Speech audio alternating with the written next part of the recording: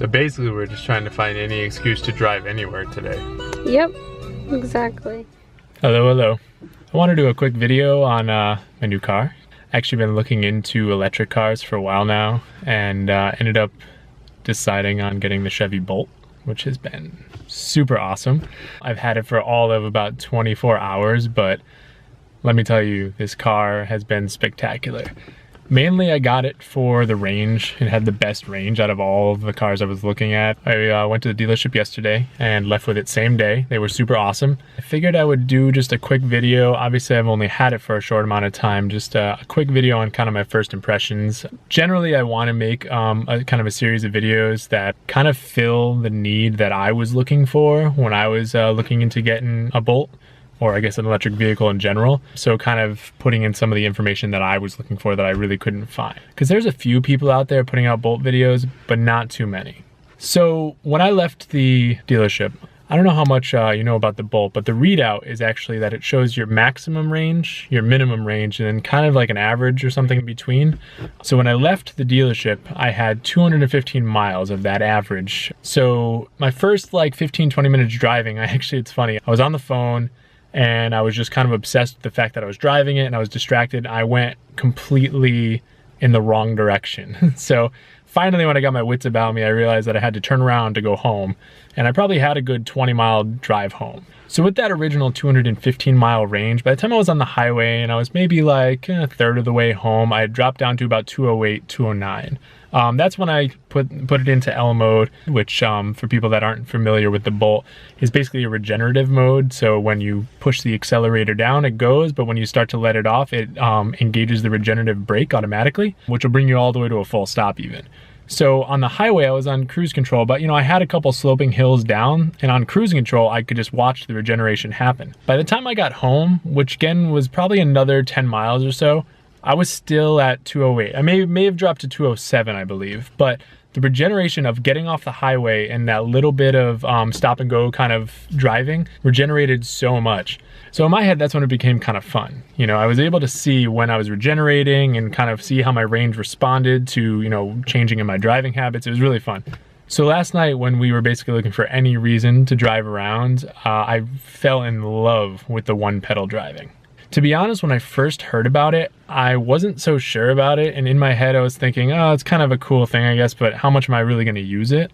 But it turns out that once you get used to it, it's such a smooth and intuitive riding style that I vastly prefer it over the normal D mode. It was just a joy to use, and it was such a cool way to drive. I'll probably end up using that mode as my default. The other thing I really like is the locking and unlocking mechanism. They have these little buttons on the door handles that basically when the key fob is anywhere within, I think, 1 meter or 3 feet away from the door, you can unlock via that button. So on the driver's side, you press it once and it unlocks your door. You press it again, kind of right away, and it unlocks all the doors. When you're getting out, you press that button and it locks all the doors again. So there's no pulling out the key fob to, lock a car and everything. It's just as simple as getting out of the car and hitting that button. It also makes it nice because your passenger can also just hit the button and it locks all the doors. The last thing I wanted to touch on, since this is really just kind of a first impressions video, it's not really supposed to have too much depth yet, as I've only had the car for about 24 hours, is that this car goes. This car really hauls. In your head, I guess sometimes the stereotype of an electric car is that it's kind of laggy, that it's not as powerful. I have plenty of get up and go to overtake cars on the highway, coming from a stop and going. I'm definitely not making anybody behind me wait. And that's even with relatively conservative driving. So it's not like I'm really pounding the gas or anything like that. Well, the gas.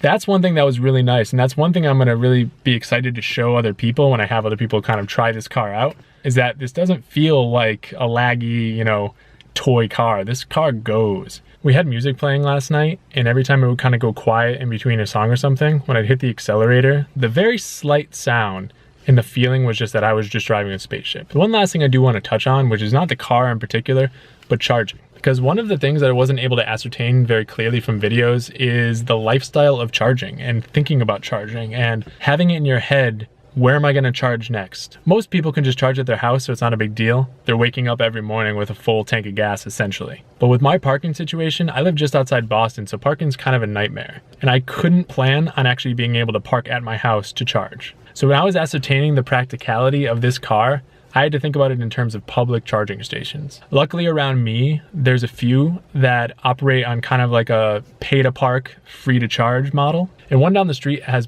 pretty reasonable prices as well. It's like $10 overnight parking, and I think it's free on Sundays as well. A piece of this is that I think I'm in the minority that this is not a daily commuting car for me. I usually work from home, and when I do go in, I just use public transportation. So this car is actually more for longer trips, the occasional grocery store trip, but mainly for weekend trips and when I actually take time off of work or we go on a road trip or something. For my use case, and the fact that I'm not driving this all week, me having to pay $10 to park it overnight and charge it up to full every week or so is not a huge deal. That being said, as luck should have it, a couple days ago, my landlords actually emailed me to say that they sold one of their cars and they now had a parking spot available for a super cheap price at my house. So obviously I took them up on it, and I'm already talking to them about charging options. So actually the charging piece, I'm not very worried about. Before I got the car, I imagined that that was gonna be on my mind all the time, that I was gonna be thinking, oh man, okay, am I gonna make it here? Am I gonna make it there? What am I gonna do? Where am I gonna charge? But honestly, in my first 24 hours, I'm not even thinking about it for normal use. I think with longer trips, obviously you'll have to plan a little bit, but the mantra seems to be that electric cars take more thought than a gas vehicle, but they're totally doable. Now to be clear, this is all speculation so far. This is all kind of how it's lining up in my head, but I have not had to charge this car yet. I'm still at about 200 miles of range after driving around today, driving around yesterday, driving back from the dealership. So I don't think it's gonna be something I'm gonna have to really worry about for the next few days.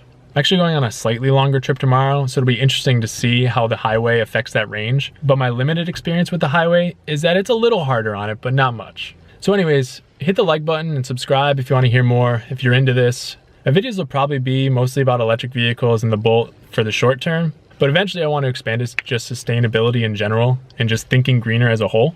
So please feel free to ask questions, as that'll probably fuel the videos going forward and actually give you guys information that you want to hear. Even if it's something I don't directly know or something you just want me to try in the Bolt, as long as it's not too weird, I'll probably try it. I really thank you guys for watching. See you in the next video.